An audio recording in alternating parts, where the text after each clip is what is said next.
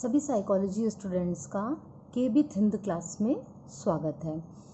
बच्चों, पिछले वीडियो में हमने व्यवहार के दैहिक आधार ये जो टॉपिक है, इस टॉपिक के अंतर्गत हमने न्यूरॉन का स्ट्रक्चर पढ़ा था। आज हम बच्चों पढ़ेंगे अनुक्रिया प्रक्रम, जिसे रिस्पॉन्स मैकेनिज्म भी कहा जाता है। तो ये जो अनुक्रिया प्रक्रम है, ये हमें ये बताता है कि मनुष्य व्यवहार कैसे करता है, कोई भी एक्टिविटी होती है वो कैसे करता है, कैसे रिस्पॉन्स देता है, और रिस्पॉन्स देने के लिए कौन सा मैकेनिज्म काम करता है, उसमें कौन कौन से अंग आते हैं, इसका हम अध्ययन करेंगे। अनुक्रिया प्रक्रम में कौन से अंग शामिल होते हैं? अनुक्रिया प्रक्रम में जो अंग शामिल होते हैं वो है, सबसे पहला है ग्राहक यानी कि रिसेप्टर्स।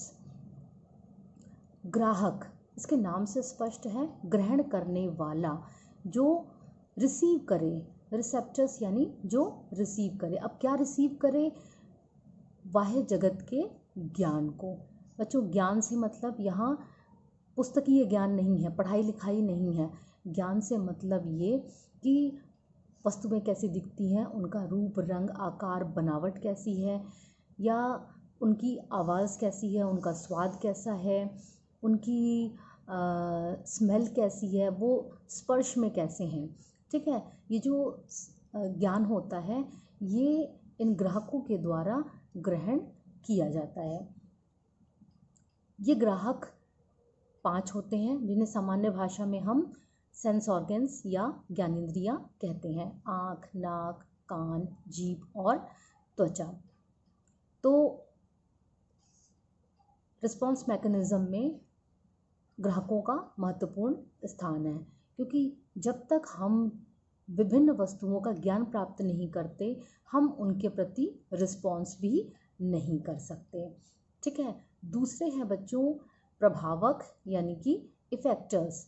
ये वे अंग होते हैं जिनके द्वारा हम विभिन्न प्रकार की क्रियाएं करते हैं, यानी एक्टिविटीज़ करते हैं, यानी अपने रिस्पॉन्सेस देते हैं, अपनी प्रतिक्रियाएं देते हैं। इसमें 2 प्रकार के अंग आते हैं। एक है आपकी मांसपेशियां यानी मसल्स, और दूसरी हैं ग्रंथियां यानी कि ग्लैंड्स। और इन दोनों के बीच में, यानी रिसेप्टर्स और इफेक्टर्स, ग्राहक और प्रभावक, इनके बीच में जो संबंध स्थापित करता है वो है नर्वस सिस्टम यानी कि स्नायु संस्थान। तो रिस्पॉन्स मैकेनिज्म में हम सबसे पहले ग्राहकों का यानी रिसेप्टर्स का अध्ययन करेंगे। तो आज बच्चों हम आँख की संरचना यानी नेत्र की बनावट और उसकी कार्यविधि का अध्ययन करेंगे।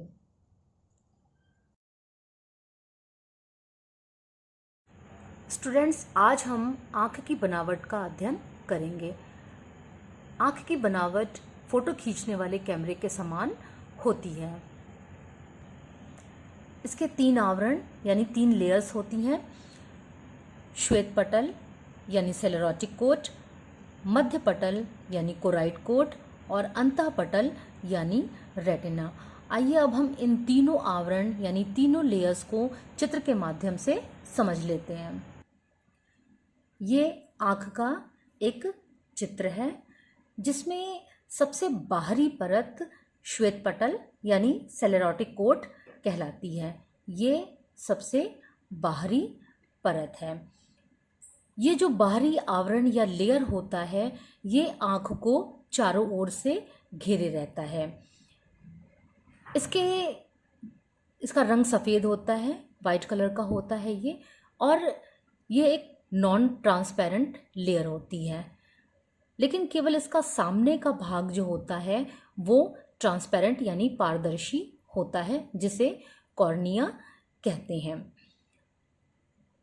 अब ये जो श्वेत पटल होता है, इसका मुख्य काम क्या होता है? इसका मुख्य काम होता है एक तो आँख को आकार प्रदान करना, और दूसरा इसका काम होता है आँख की सुरक्षा करना।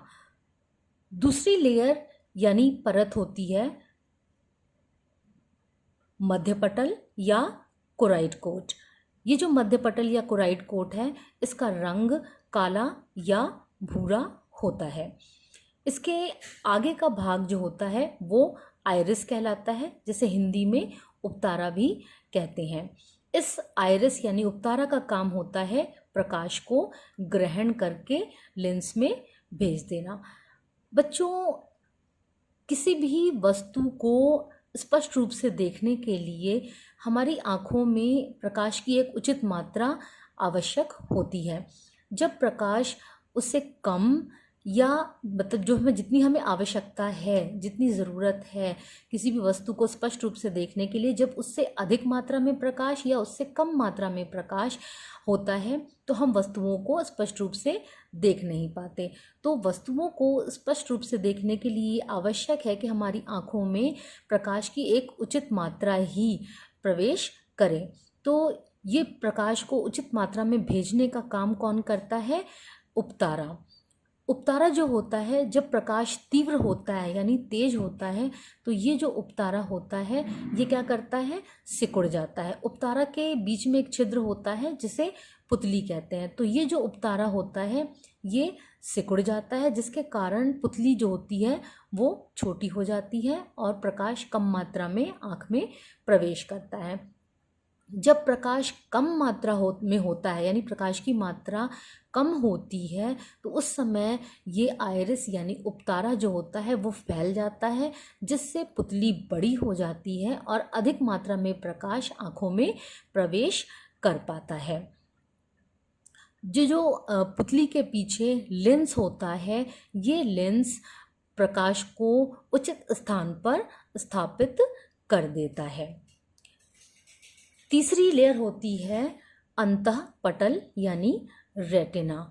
ये जो अंतःपटल या रेटिना है ये आँख का सबसे महत्वपूर्ण भाग होता है, क्योंकि इसी में जो आपके दृष्टि संवेदना के ग्राहक होते हैं यानी विजुअल सेंसेशन के जो रिसेप्टर्स होते हैं वो इसी में होते हैं। ये जो रिसेप्टर्स होते हैं, विजुअल सेंसेशन के रिसेप्टर्स यानी दृष्टि संवेदना के जो ग्राहक होते हैं वो दो प्रकार के होते हैं, रॉड्स और कोन्स। रॉड्स को हिंदी में दंड और कोन्स को शंकु कहते हैं। रॉड्स के द्वारा काले, सफ़ेद, भूरे रंग की संवेदना होती है और कोन्स यानी शंकुओं के द्वारा विभिन्न प्रकार के रंग, लाल, हरे, नीले, पीले जो रंग होते हैं उनकी संवेदना होती है। रेटिना में ये जो रॉड्स और कोन्स होते हैं ये पाए जाते हैं, जिससे वस्तुओं के रंग हम देख पाते हैं। इसी रेटिना में दो स्पॉट्स यानी बिंदु पाए जाते हैं, जिनमें एक है फोविया, जिसे येलो स्पॉट या पीत बिंदु भी कहते हैं। जब प्रकाश इस फोविया यानी येलो स्पॉट पर पड़ता है तो वस्तुएं सबसे ज़्यादा रंगीन और स्पष्ट रूप से दिखाई पड़ती हैं। इसका कारण है कि येलो स्पॉट यानी पीत बिंदु पर शंकु यानी कोन्स की संख्या सबसे ज़्यादा होती है, और शंकु जो होते हैं यानी कोन्स जो होते हैं वो रंग देखने के लिए इम्पॉर्टेंट होते हैं। इनके द्वारा कलर सेंसेशन होता है, रंगों की संवेदना होती है। एक दूसरा बिंदु जिसे अंध बिंदु यानी ब्लाइंड स्पॉट कहते हैं, यहाँ पर जब प्रकाश पड़ता है तो हमें वस्तुएं बिल्कुल भी कलरफुल नहीं दिखाई देती यानी रंगहीन दिखाई देती हैं, कलरलेस दिखाई पड़ती हैं, क्योंकि अंध बिंदु यानी ब्लाइंड स्पॉट पर शंकुओं की संख्या बिल्कुल भी नहीं होती है। यहाँ पर केवल रॉड्स पाए जाते हैं और रॉड्स के द्वारा यानी कि दंड के द्वारा हम केवल काला, सफ़ेद और भूरा ही देख पाते हैं। अब बच्चों, मैंने आप लोगों को ये बताया था कि जो पुतली होती है वो पुतली जो होती है वो क्या करती है, प्रकाश की उचित मात्रा लेंस में पहुंचाती है और लेंस जो होता है उस प्रकाश को रेटिना में उचित स्थान पर स्थापित कर देता है। तो लेंस पर जो प्रतिबिंब बनता है वो लेंस जो होता है विभिन्न वस्तुओं के प्रतिबिंब को रेटिना पर स्थापित करता है, लेकिन ये जो प्रतिबिंब रेटिना पर बनता है ये कैसा होता है, ये उल्टा बनता है। ठीक है। लेकिन वस्तु जो होती है वो हमें सीधी दिखाई पड़ती है और अपने वास्तविक रूप में दिखाई पड़ती है। रेटिना के ठीक पीछे दृष्टि स्नायु यानी कि ऑप्टिकल नर्व्स होते हैं। यही दृष्टि स्नायु जो होते हैं वो मस्तिष्क तक विभिन्न वस्तुओं जो भी आपने देखी हैं उनकी सूचना लेकर जाते हैं और तब हमें पता लगता है कि हमने कौन सी वस्तु देखी है। अब हमने बात की है बच्चों दृष्टि संवेदना की, तो ये बताना भी ज़रूरी है कि दृष्टि संवेदना जो होती है वो 2 प्रकार की होती है। एक रंगहीन संवेदना यानी एक्रोमेटिक सेंसेशन और दूसरी रंगों की संवेदना यानी क्रोमैटिक सेंसेशन। जो रंगहीन संवेदना होती है यानी एक्रोमेटिक सेंसेशन, उसमें काला, सफ़ेद और भूरा इन 3 रंगों की संवेदना होती है। वास्तव में ये रंग नहीं है क्योंकि विद्वानों ने इन्हें रंग नहीं माना है। तो इन तीनों की संवेदना रंगहीन संवेदना कहलाती है और ये किसके द्वारा होती है? रॉड्स यानी कि दंड के द्वारा होती है। दूसरी जो इन काला, सफ़ेद और भूरा को छोड़ के जो रंग होते हैं, लाल, हरा, नीला और पीला, इनकी जो संवेदना होती है वो रंगों की संवेदना कहलाती है। अब आप कहेंगे रंग तो बहुत सारे होते हैं तो सिर्फ 4 रंगों की बात क्यों की गई है? इसलिए क्योंकि यही 4 रंग लाल, हरा, नीला, पीला मुख्य रंग होते हैं। और ये जो मौलिक या मुख्य रंग होते हैं, इनके अलावा जितने भी रंग होते हैं वो इन्हीं मुख्य रंगों के मिश्रण से बनते हैं। ठीक है, इसलिए रंगों के अंदर इन 4 रंगों को रखा गया है और इनकी संवेदना कोन्स यानी कि शंकुओं के द्वारा होती है।